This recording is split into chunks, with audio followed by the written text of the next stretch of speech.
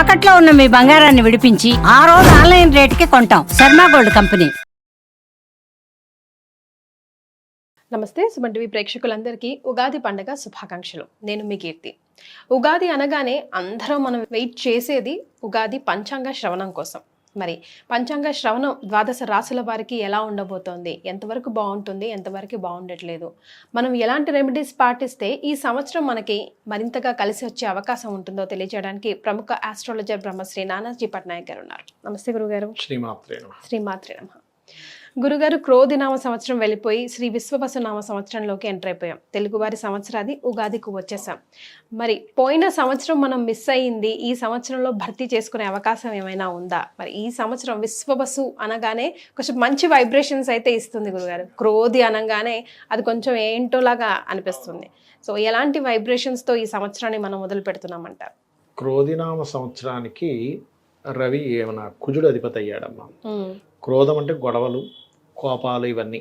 క్రోధం తెచ్చుకోవడం అంటారు. క్రోధం నీకు పనికిరాదు అంటూ ఉంటాం. దానికి తోడు కుజుడు కనెక్ట్ అయ్యేసరికి అక్కడ అన్ని కోపాలు, గొడవలు. మీరు చూడండి, యూట్యూబ్ తీస్తే సంవత్సరం అంతా ఎవరెవరితోనో ఘర్షణ, గొడవలు. ఒక్క రోజు గ్యాప్ వచ్చిందంటే ఇంకో రోజు ఏదో ఒక ఘర్షణ చూస్తూ ఉన్నాం మనం. కాబట్టి విశ్వవసునామ సంవత్సరంలో అన్ని గొడవలు అయితే ఉండవు. Point number 1. మరి ఈ షష్టగ్రహ కూటమితో వస్తుంది కదా విశ్వవసునామ సంవత్సరము. మరి దీనికి ఏమిటి అంటే, షష్టగ్రహ కూటమి వల్ల పెద్ద పెద్ద రోగాలు, కరోనాలు లాంటివి వస్తున్నాయని అందరూ అంటున్నారు, కానీ అట్లాంటిది ఏమీ రాదు. జల ప్రళయాలకు కొంచెం ఛాన్స్ ఉంది, ఎందుకంటే జలరాశులు అధికంగా ఉన్నాయి కదా. అంటే ఏంటంటే ఇప్పుడు ఇంత ఎండాకాలంలో కూడా సడన్గా వర్షం పడడం.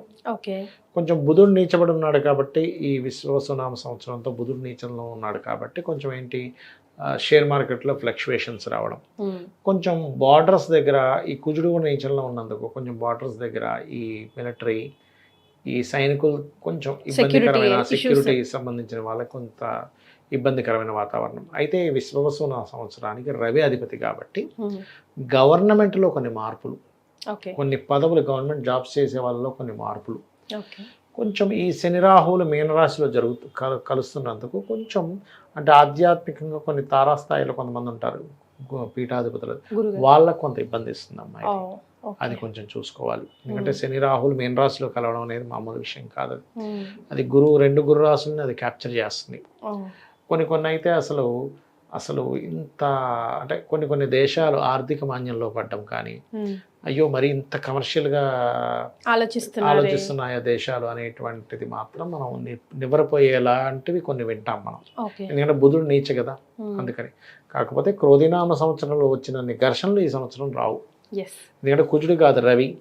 రవి అంటే ఏంటి, కొన్ని స్ట్రిక్ట్గా కొన్ని రూల్స్ పాటించడం కానీ ఇట్లాంటివన్నీ ఉంటాయి. కాబట్టి ఆ రవి మీద కేతు వస్తున్నాడు కాబట్టి ఈ విశ్వవసునామ సంవత్సరం ప్రారంభమైన సంవత్సరంన్నర లోపల ఒక పెద్ద స్థాయిలో ఉండేటువంటి గవర్నమెంట్ ఎంప్లాయీస్ కావచ్చు, రాజకీయ నాయకులు కావచ్చు, వాళ్ళ మార్పు జరుగుతుంది. ఇది సో చేంజెస్ ని యాక్సెప్ట్ చేయడానికి రెడీగా ఉండాలి. సీఎంలు కావచ్చు, పిఎంలు కావచ్చు, ఎవరైనా మార్పు. సో ఇది ఇన్ జనరల్ గా మనం తెలుసుకున్నాం. ఇంకొకటి కూడా ఏంటంటే భూతత్వ రాశుల్లో కేతు ఉన్నాడమ్మా ఇంతకాలం. ఈ భూతత్వ రాశిలో కేతు ఎప్పుడైతే జరిగాడో భూమికి సంబంధించిన వాటిల్లో కొంత రేట్లు ఆగిపోయినవి, కొంత మూమెంట్ కదులుతుంది. సో రియల్ ఎస్టేట్ పరంగా కూడా బాగానే ఉండబోతుంది జూన్ నుంచి. సో ఇది ఇన్ జనరల్ గా తెలుసుకున్నాం కదా గురుగారు. ఇప్పుడు ద్వాదశ రాశుల్లో భాగంగా ఒక్కొక్క రాశి వారికి ఎలా ఉండబోతుంది, ఆదాయం పరంగా కానివ్వండి, వ్యయం పరంగా కానివ్వండి, అలాగే రాజపూజ్యం అవమానం కూడా ఎలా ఉండబోతుందో తెలుసుకుందాం. గురుగారు, శ్రీ విశ్వాసనామ సంవత్సరంలో వృశ్చిక రాశి వారికి ఆదాయం, వ్యయం, అవమానం, రాజపూజ్యం ఎలా ఉందో తెలుసుకుందాం. తప్పకుండా అమ్మా. ఆదాయం 2, వ్యయం 14గా చూపిస్తుంది. కానీ భయపడాల్సిన పని లేదు. ఎందుకంటే వృశ్చిక రాశికి గురువు దృష్టి ధనం మీద ఉంది. ఎప్పుడైనా గురుగ్రహం కనుక ఆ లగ్నానికి శుభుడై కనుక ధనస్థానం మీద వీక్షణ ఉన్నప్పుడు మనం ఈ 2-14 ఉందా లేదా 4-14 ఉందా అని భయపడాల్సిన పని లేదు. ఆటోమేటిక్గా గురుబలమే.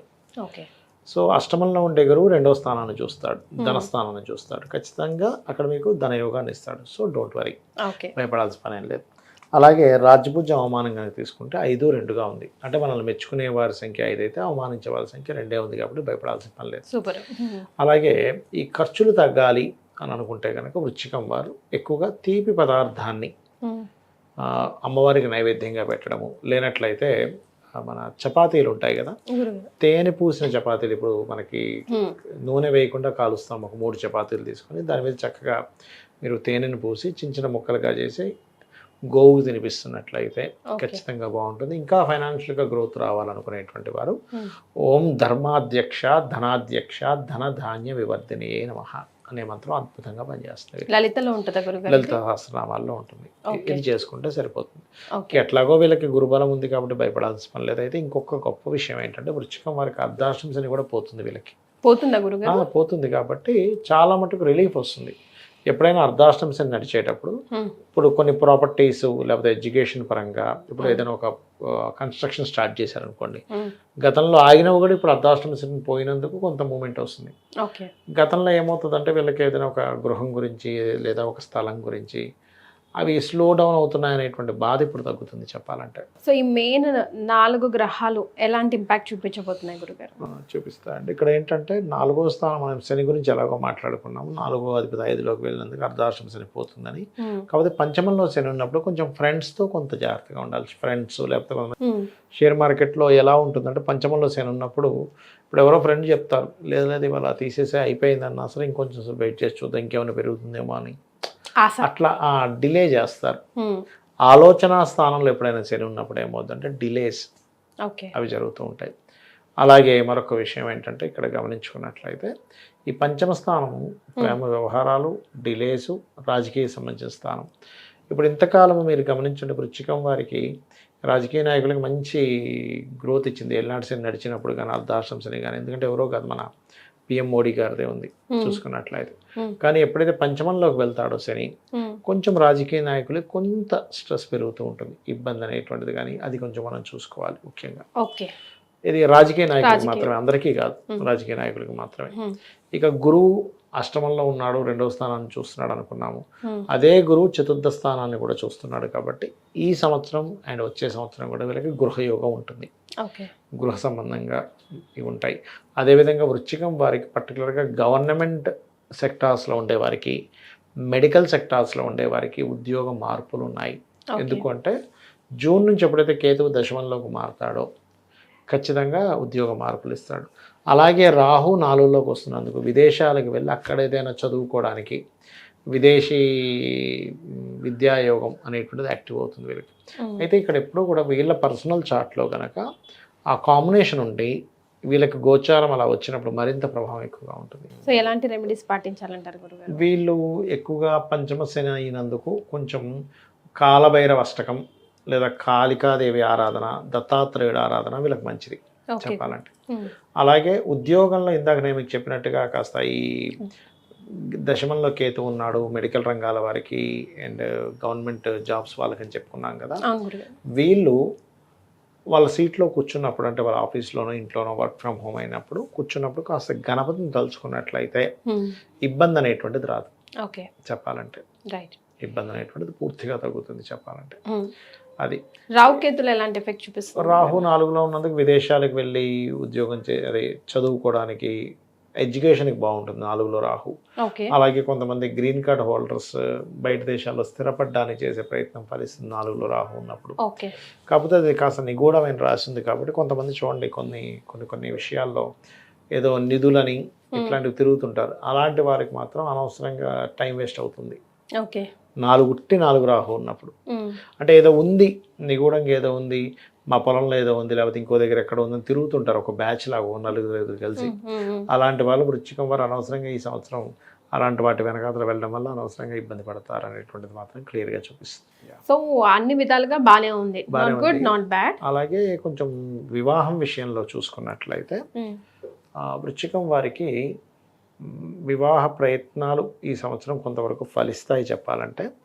కాకపోతే అప్పులు ప్రధానంగా మొదటి 3 నెలలు అప్పులు ఎవరికైనా ఇవ్వడం, ఎందుకంటే 6వ అధిపతి 9లో ఉన్నాడు కదా, అప్పులు ఎవరికైనా ఇవ్వడం, లేకపోతే గురువులతో ఎవరితోనైనా కాస్త కొంత ఘర్షణ వాతావరణము ఇటువంటివి కొంచెం చూపిస్తుంది. మీకు గైడ్ చేసే వాళ్ళతోనో, తండ్రి గారితోనో, వీళ్ళతో తెలియని ఒక డిస్టర్బెన్సెస్. సర్వసాధారణంగా వృశ్చికం వారికి ఏంటంటే కాంపిటీషన్ ఎక్కువగా ఉంటుంది, సెల్ఫ్ కాంపిటీషన్ లక్షణాలు ఎక్కువగా ఉంటాయి. సో అది రైట్. బట్ గురుబలం 2కు ఉంది కాబట్టి మీరు ఇక్కడ కనబడే 2, 14 గురించి భయపడొద్దని చెప్తా ఫైనల్ గా. సో ఫైనల్ గా ఇక్కడ కనబడే సంఖ్యలతో భయపడద్దు. అండ్ మన మన సెల్ఫ్ గురుబలం సెల్ఫ్ పర్సనల్ చార్ట్ ఒకటి, అండ్ గోచారంలో గురువు చూస్తున్నాడు 2వ స్థానాన్ని కాబట్టి అది కొంచెం ధైర్యాన్ని ఇస్తుంది అని చెప్పొచ్చు వృశ్చిక రాశి వారికి. రైట్, చాలా సంతోషం గురుగారు, ధన్యవాదాలు. శ్రీమాత్రే నమః.